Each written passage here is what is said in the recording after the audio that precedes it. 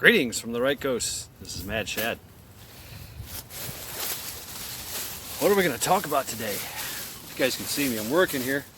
Just doing a little land clearing. I had to take apart, dismantle a large ass shrubbery hedgerow, a hedge to add to my hedge fund. Yeah, it was about 15 feet tall. I had to rent a ladder and an extended a badass extended skill saw or skill trimming pole. That thing weighed about 50 pounds. Or it felt like it at the end of the day. So now I'm just clearing the debris and hauling it off. Very simple stuff, you know. Just simple shit. I spent 70 to make 300. Just rented it. Didn't take me long at all.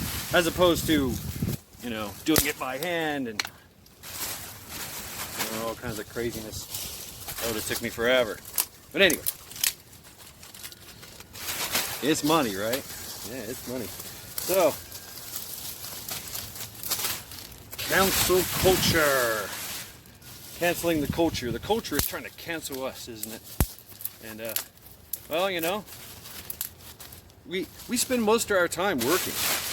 We do. We spend most of our time just working away, trying to make some money, spending all, and we don't feel we're focused. We're absolutely focused. So, and it's kind of a preoccupation, if you will, because we're focused on working and building and all that, when their plan is just to go ahead and let us build and work and strive and go with our goals and succeed in life and be successful, and then they're just going to come along and just take it from us.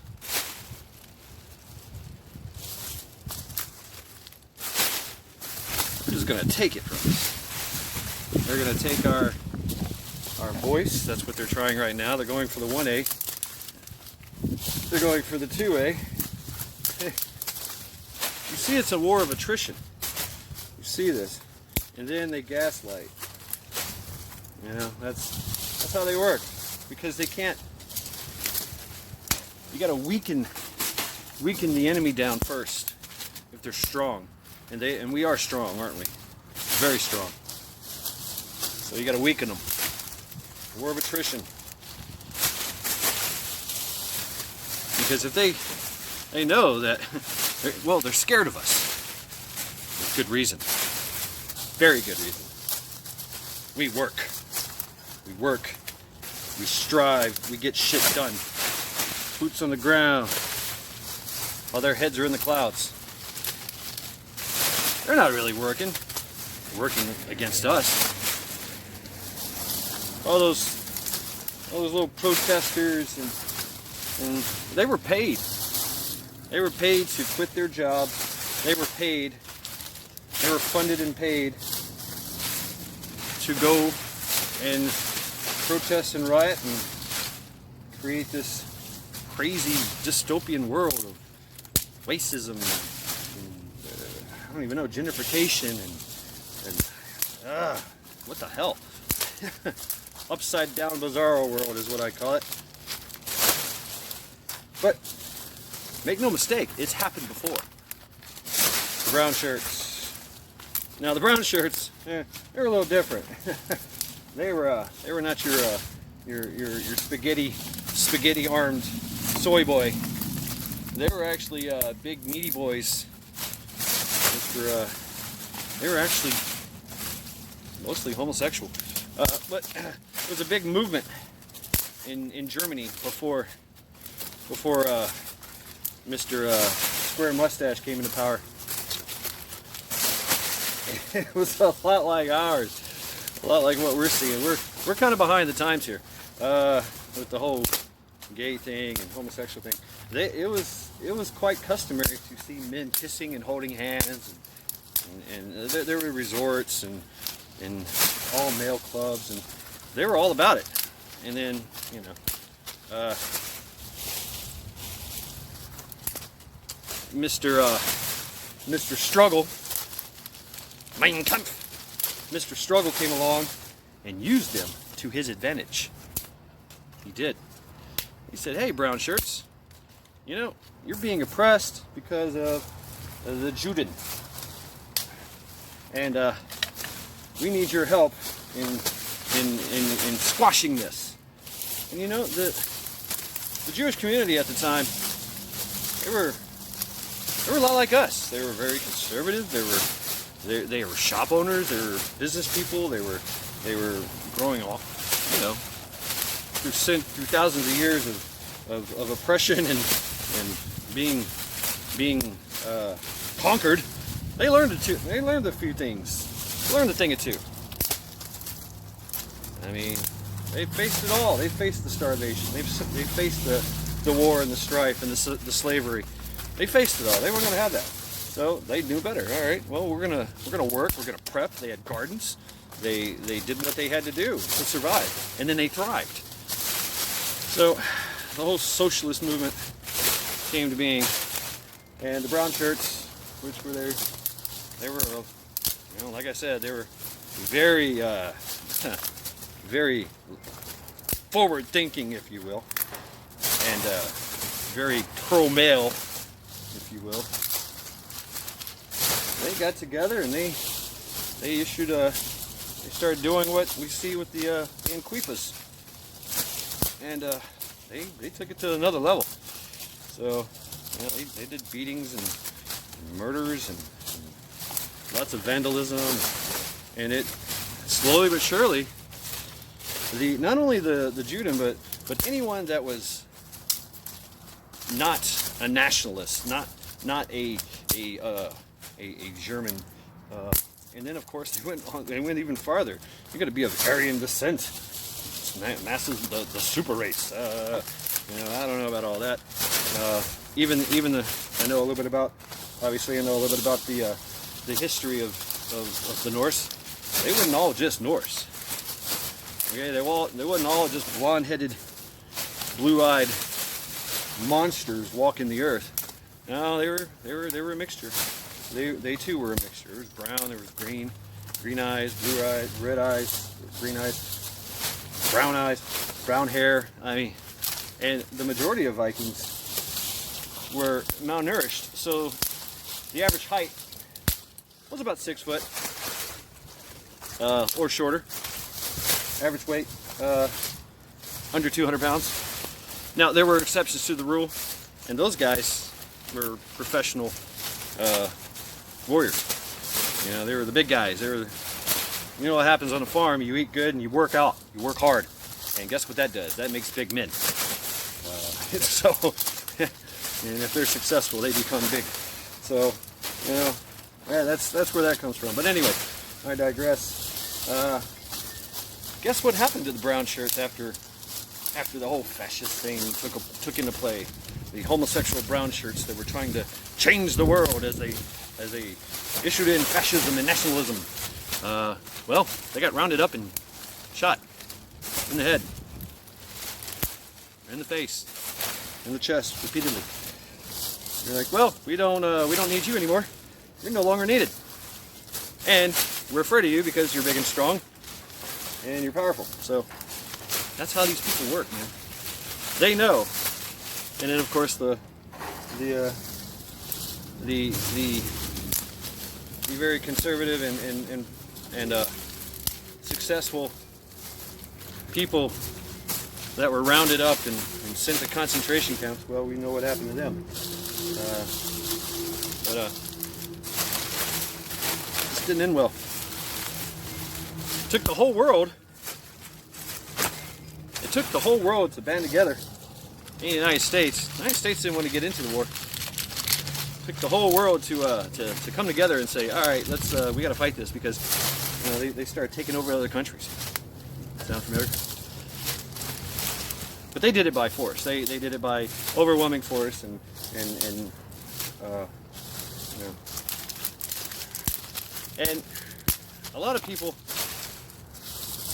they know that this was a a world effort, a worldwide effort against another worldwide effort. So don't think that we're alone in this fight, in this struggle against this whole world order thing, because there's other folks out there, other human beings, other humans, other races.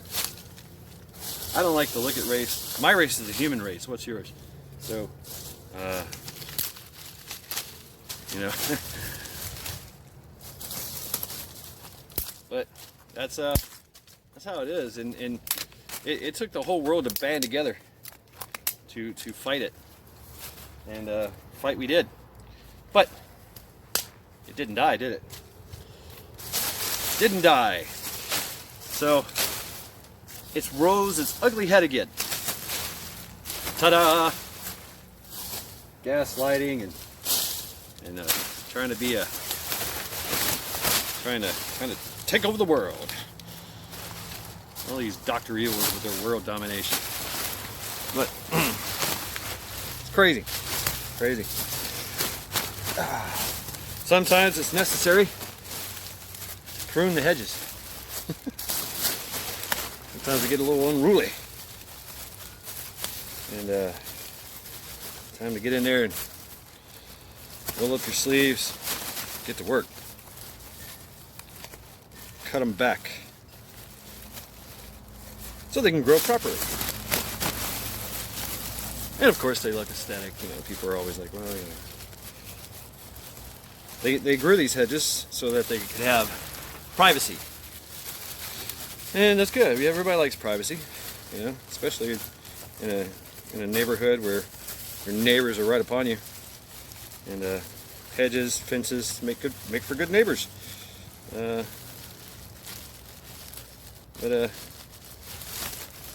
then they get crazy, unruly, and start growing, getting nuts, taking over, blotting out the sun, looking unsightly, harboring pests and all that. So sometimes it's necessary to do the work. Get in there and cut those hedges. So I don't know what. I wanted to try to make this video about how to trim the hedges, and trim the culture, because we are being gaslighted. We're going to be labeled and all that, and you know, they fear us. So they're going to come at us from behind. They're going to come at us from around. They're going to instill. They're going to use psychological warfare against us. So we have to be strong of mind and spirit and resist all that. You know, that's what we got to do. And we gotta we gotta call them out. As soon as we see it, as soon as we hear it, call it out. Don't be afraid. I mean, seriously. Everybody else is. And just like fear in a mass hysteria is very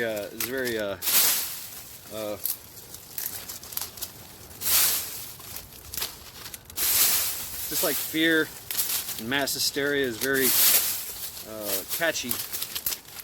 It spreads like a wildfire. If you haven't noticed, everybody's wearing a mask, everybody's getting vaccines, everybody's social distancing, everybody's going along in compliance. So when someone defies and stands in defiance, yeah, you might mutter yourself, but you're going to start them. That is also catchy. People go, oh, okay. Yeah, look at this. This guy's standing up. This guy's speaking out. Oh, shit. I should too. I should too. So, yeah, call them out. Call them out. Don't be afraid. Don't live in fear. And don't be afraid of what people... It's none of your business what other people think of you. Alright? It's none of your business. People are going to think and say and what they want about you. You have no control over that. You have none. They're gonna make their own assumptions about you, and they're gonna talk shit about you to other people. It's just the way they do. It's always been my my experience that if you try to please everyone all the time, you're not going to succeed. You're going to wind up, you know, not being true to yourself. You're going to suffer for it. Absolutely. So, whatever you're doing, whatever you're working on, whatever your plan is, keep doing it. Keep doing it, and for the reason. And don't compromise. Now, you know, I understand, you know, that some compromises are needed for success, but am I going to willingly get into the boxcar? Are you?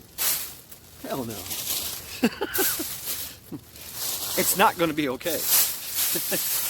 Don't kid yourself.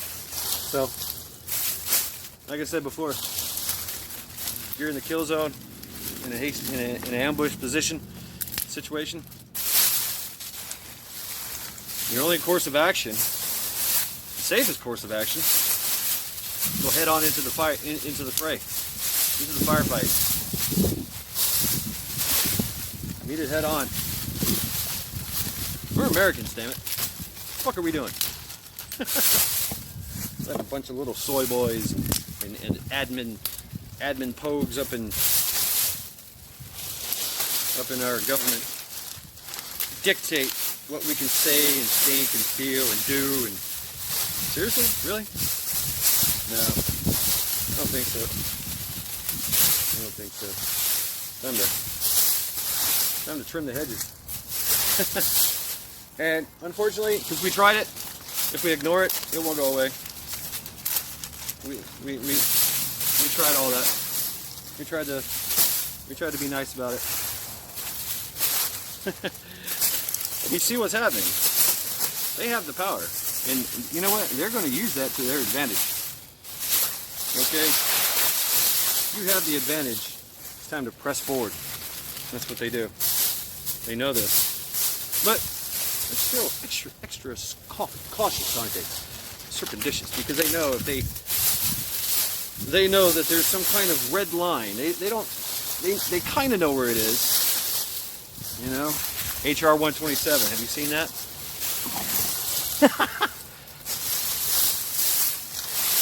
You should all be kind of scared about that.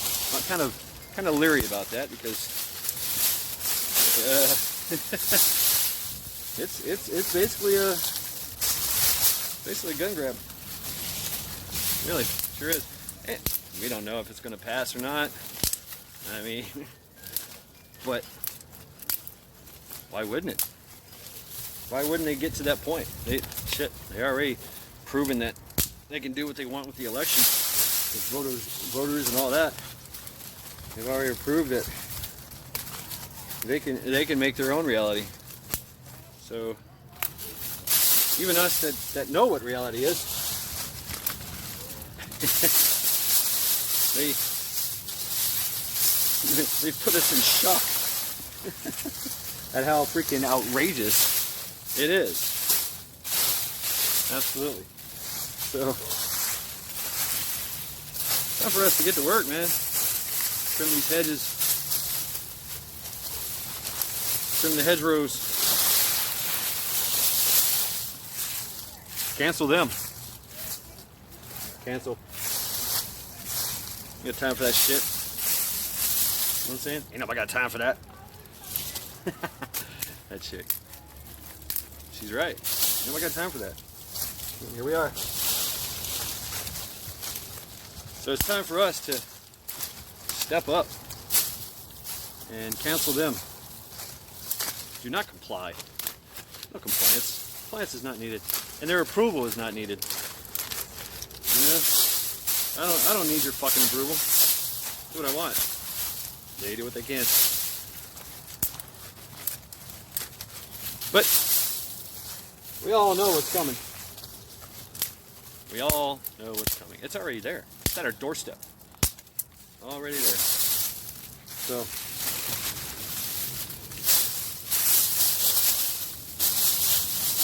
I'm just saying.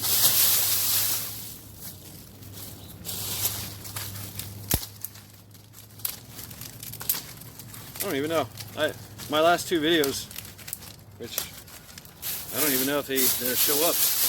But, seems like they ain't gonna post them. They're just not gonna do it. I don't know. It's weird. So,